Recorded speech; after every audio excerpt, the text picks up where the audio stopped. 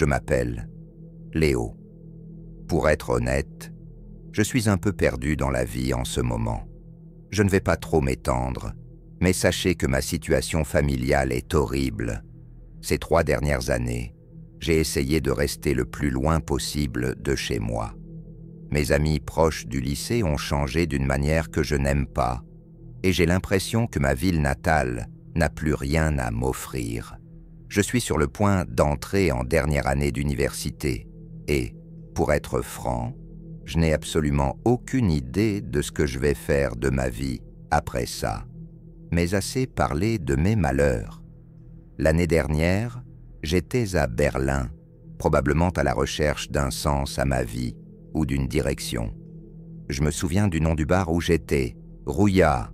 J'y étais seul, ce qui n'est pas inhabituel pour moi.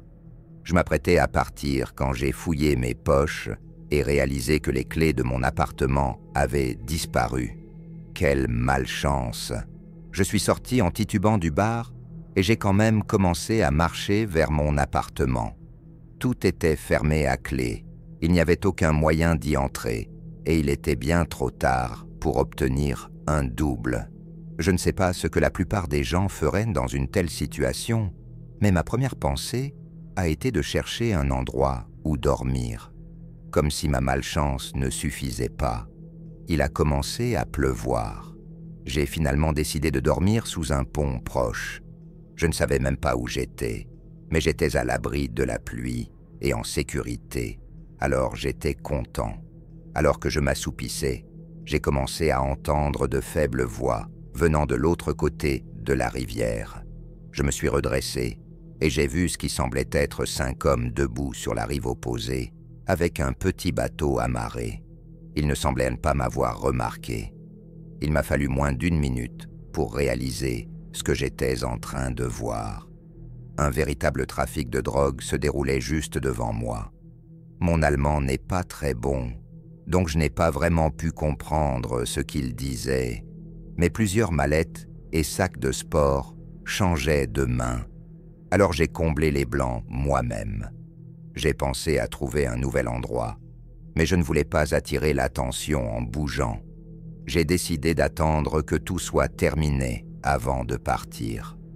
Soudain, l'un des hommes a crié quelque chose de manière agressive, en allemand, et a pointé une arme sur l'un des autres hommes.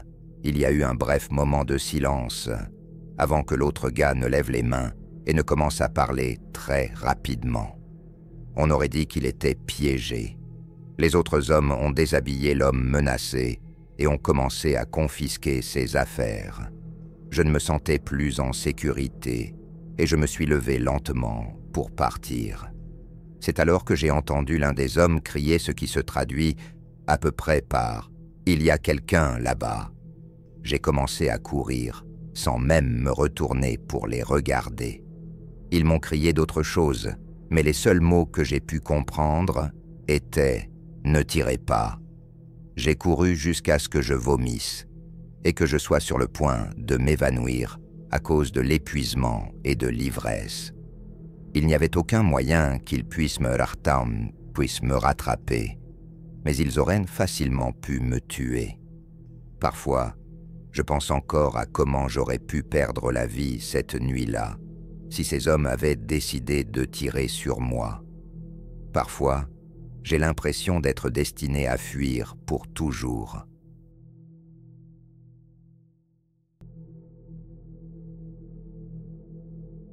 C'était un vendredi après-midi normal dans mon lycée. Je marchais dans un couloir avec mon ami Aimé qui parlait de je ne sais quoi. J'essayais juste de passer la journée car j'avais honnêtement beaucoup à gérer à la maison ainsi qu'à l'école, étant donné que mes parents d'accueil n'étaient pas les personnes les plus gentilles, c'est le moins qu'on puisse dire. Alors que nous passions devant la cantine, j'ai soudainement eu envie d'aller aux toilettes. J'ai demandé à Emma si elle devait y aller. Elle a dit non et qu'elle m'attendrait dehors. Je suis entré dans les toilettes et j'ai immédiatement remarqué qu'il n'y avait personne d'autre.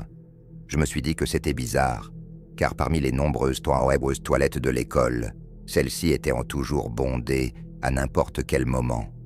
J'ai haussé les épaules et je suis entré dans une cabine. Quelques secondes et après m'être assis, j'ai entendu la porte d'entrée des toilettes s'ouvrir et se fermer brusquement, et quelqu'un entrer dans les toilettes, mais je ne l'ai pas entendu bouger après être entré. Je n'y ai pas vraiment prêté attention, ce n'était pas vraiment inhabituel. Peut-être que c'était quelqu'un qui se cachait d'un surveillant. J'ai fait ce que j'avais à faire. Je me suis levé pour boutonner mon jean et j'ai lu les inscriptions sur le mur des toilettes. Il y avait un tas de citations aléatoires et de diatribes sur les professeurs. Puis, j'ai entendu la porte s'ouvrir à nouveau et j'ai supposé que celui qui était là était parti. Je suis sorti de la cabine et en quittant les toilettes, Emma me regardait avec un visage bizarre, presque comme si elle venait de voir quelque chose d'étrange. Je lui ai demandé ce qui n'allait pas et elle m'a demandé qui était cette personne debout, juste derrière moi dans la cabine des toilettes. J'ai eu des frissons. Je lui ai dit que personne n'était dans la cabine avec moi et d'arrêter de me faire marcher. Elle m'a juré qu'elle ne plaisantait pas. Elle m'a dit qu'elle était en fait entrée quelques secondes avant que je ne sorte parce qu'elle s'était rendue compte qu'elle avait besoin d'y aller, mais qu'elle avait vu quelqu'un d'autre dans la cabine, debout avec ses chaussures touchant l'arrière des miennes. C'est à quel point cette personne était proche de moi dans la cabine. Elle a dit qu'elle était partie immédiatement, ne voulant pas être témoin de ce qui se passait. J'ai répété encore une fois que j'étais le seul dans la cabine. Cependant, j'avais entendu quelqu'un entrer, mais je ne l'avais jamais entendu utiliser les toilettes et j'avais supposé qu'il se cachait d'un surveillant. C'est alors qu'elle m'a dit que personne ne s'était approché de la porte jusqu'à ce qu'elle entre quelques secondes avant que je ne sorte. Je ne croyais pas au paranormal, mais cela m'a fait avoir un nœud à l'estomac. J'ai trouvé un surveillant et je lui ai raconté, mais il a essayé de me rassurer en me disant que ça ne s'était pas produit, qu'Emma se moquait probablement de moi. Mais Emma n'était jamais du genre à prendre les choses au sérieux ou à être sérieuse en général.